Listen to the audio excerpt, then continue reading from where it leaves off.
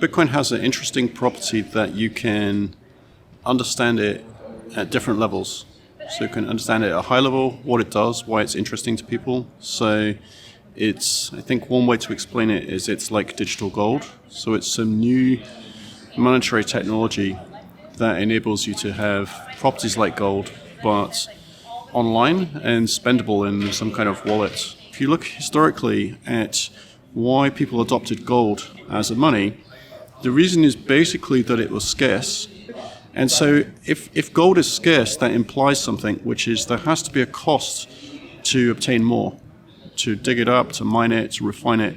That has to have a cost, because if it was very cheap or free to mine more, it wouldn't be scarce. And so Bitcoin has the same characteristic. So it's a newer technology that, produces a new kind of digital gold that has the same properties. And so the way that the production cost is reflected in the real world is with electrical use. So electrical use simulates gold mining, and then you end up with Bitcoins, which are scarce even though they're digital. Because normally speaking, things in a digital space are unlimited. You can take a photograph of a cat and share it on the internet, and if it goes viral, there are millions of copies. So it's hard to conceive of scarce things in the internet. But with Bitcoin, that new capability is achieved because there's things happening in the physical world to use electricity to produce these scarce coins. And then because of the network technology, the coins are spendable.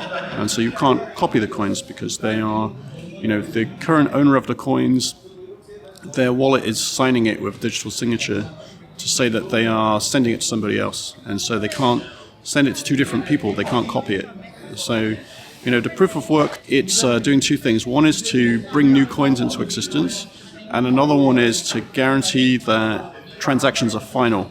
So it's really a kind of cash bearer transaction. So if you hand some money to somebody in a shop, you can't go back the next day and say, I want it back. It's too late. They don't know which note that was. The transaction's final. If you drop the note on the street, you lost it. And so it is with Bitcoin. It's kind of bearer cash, and it's important that it should be final and not possible to undo the transaction. And the proof of work is part of that, because basically there is work coming on top, finalizing the transactions, and so it gets more and more expensive over time to undo or revise a transaction, where normal financial transactions in a bank database, basically they can undo them. Often they're not final actually for weeks. It's not the experience the user has, but inside their databases they're not really final for weeks. Credit card payments for maybe a couple of months or something. And so there's a possibility to undo the transactions, and that creates problems it creates a dispute cost. So it makes money more expensive, and everything you buy with a credit card has a credit card fee, and part of that is to pay for the cost of disputes, of undoing transactions and insurance for that and all that kind of thing. Regular money is really under control of banks and governments. So, people have the concept that they own their bank account or that they own shares, but really it's IOU, so you have to, you're relying on the bank to do what you ask. And, you can see a small example of it if you go into a bank and you're asked to take out a larger amount of money than you can get from the ATM, they're going to ask you why. And that's a surprising question, right? Because it's your money. And they're asking you, what do you want it for? What do you want to spend it for? What are you doing? So they're asking, questions about your spending habits, really. And if they're asking the question, there are situations, presumably, where they can say, no, you can't have your own money, right? And it goes further, the political contribution example, and the fact that, banks and governments have a high degree of surveillance or ability to look at, the history of your spending habits is really an invasion of privacy. Social media platforms have started censoring political discussions based on biases of the management of the social media company. Is an illustration of why it's important to have free speech and an unbiased platform. And there are certainly people who have donated to political causes who've then been censored by governments, even, expected to be very conservative, normal governments like Canada have actually frozen people's bank accounts for donating to some political recent discussion, right? So it shows that, there are types of payment which are politically exposed, which you might not necessarily expect, right? And so one way to, protect yourself from that kind of issue is if you pay with Bitcoin that you've bought for cash in person, then really they are not able to identify who made a political donation to a cause or something, and therefore they can't, impose this kind of sanctions of freezing individuals' bank accounts. It's quite an anomalous situation which wasn't expected. Once you have it, it can change hands, and there's not really visibility to a bank or a government about who spent money with who. And it's a bit like that with Bitcoin. There is some electronic trail, but the wallets are not identified, right? So there's not, a passport or a name or an email address associated with the wallet. And so, for simple privacy, not very strong privacy, like basic privacy, that's good enough. To get really strong privacy, then maybe you need to pay attention to where you bought the Bitcoin. If you bought it with your bank account, or you're signed up for some kind of brokerage or exchange account that you bought it through, then probably that provider knows who owns the coin. So another way to buy Bitcoin is in person. You buy from some cash from somebody you know.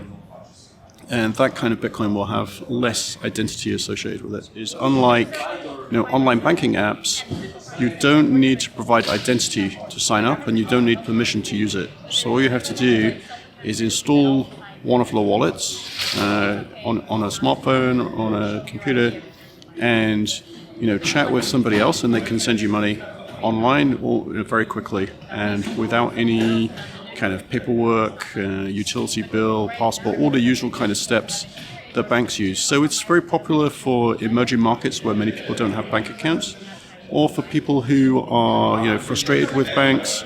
It's also an asset class because some people invest they see lots of users adopting it, and there's adoption of it, and it's growing. And so some people buy Bitcoin as a savings or an asset, so it's sort of investment where they're assuming or speculating that the adoption will continue. And obviously, as there are more users, the number of coins doesn't change, so it will tend to increase in price as more people use it. People get interested in Bitcoin through different paths. Some through a payment in a store, some through a friend, some through an interest in economics or an interest in cryptography or programming or something like that. But once they get into it, they often get very interested and spend time learning other aspects of it. And I think it's quite often affects people's sort of philosophy and their resolve to save for the future and to plan for the future. Because Bitcoin is, it's still going at adoption, so historically it's gone up in value.